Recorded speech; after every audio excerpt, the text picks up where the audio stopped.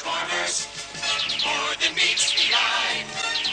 Autobots wage their battle to destroy the evil forces of the... Hello everybody, this is Toys R Us. For this special figure showcase, we're going to be looking at one of the best little characters from the whole franchise.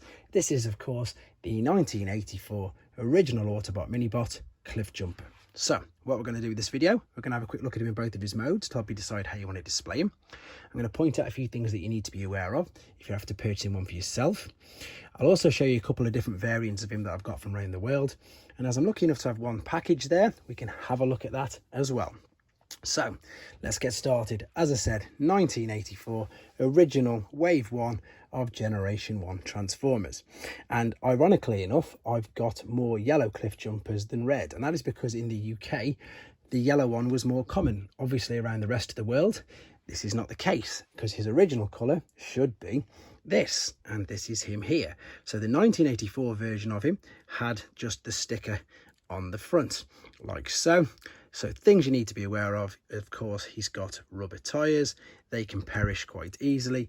This is actually die cast, and as you can see, the screw there can sometimes perish as well. But the biggest thing that this guy suffers from, unfortunately, is the fact that he gets loose joints.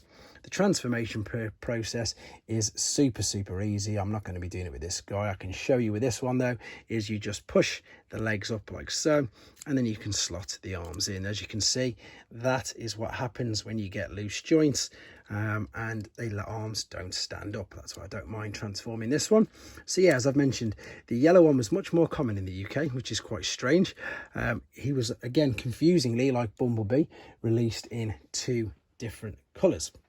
And of course, not these ones here. These are even more crazy colours. So if you've not seen these before, these were released in 1985, and these are what's referred to as Carrera robocars.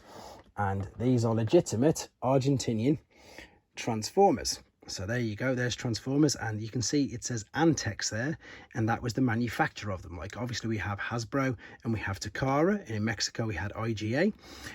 In Argentina they had Antex, and they were so basic. The card, as you can see, isn't all shiny and glossy. There's his name, Carrera, but they've got the red colours for him there in the pictures, and you can see the other figures that were available as well via the Antex brand. So they did two different Cliffjumpers. They did the green one and they did the white one, and again, it's pretty much exactly the same. All you're going to see, apart from the colour, but if you look underneath on his feet, there it says Antex Argentina. Whereas, of course, on your Cliffjumpers, the standard ones, of course that's going to happen. The perils of working with carpet. I'm going to leave him there. If we grab this guy, we've got Hasbro and Takara. And again, let's just have a quick look at this rather than going through them all. And then this one's just... let's get it to focus. There we go. Hasbro, Japan, Takara. Just the two different stamps. This guy in the back is a fantastic reseal done by my friend Tim Banerjee. It's not... well, you can just about tell if you look at it, but that's a brilliant... it's an original card. So you've got, again, there's the red for him there. But, of course, this is even got yellow on the front. And we've got the rub sign because it's 1985. And again, the card is beautiful. It's so well looked after. There's the battle scene that we've got there. The 1985 battle scene with the Dinobots on. And then there we've got his original tech spec as well with the long copyright, proving that it's an original one. Right, there's not obviously too much to say about these mini-bots, but here's a fun fact for you, that they actually did use Cliffjumper's head, strangely enough, for Pretender Bumblebee's inner bot. So this is Pretender Bumblebee's inner bot, and instead of using Bumblebee's head, they used Cliffjumper's, as you can see. There you go. And another quick thing we can have a look at just before we wrap it up is just a few other versions of him. I don't unfortunately have the Siege version. This is the Thrilling 30s Legends scale version of him, which again is still quite a good mold, to be fair. And then one of the other newer ones I've got, well, in fact, this one's older. What am I talking about? This one is a Generations, and that is another, but that's a deluxe, much bigger Cliffjumper.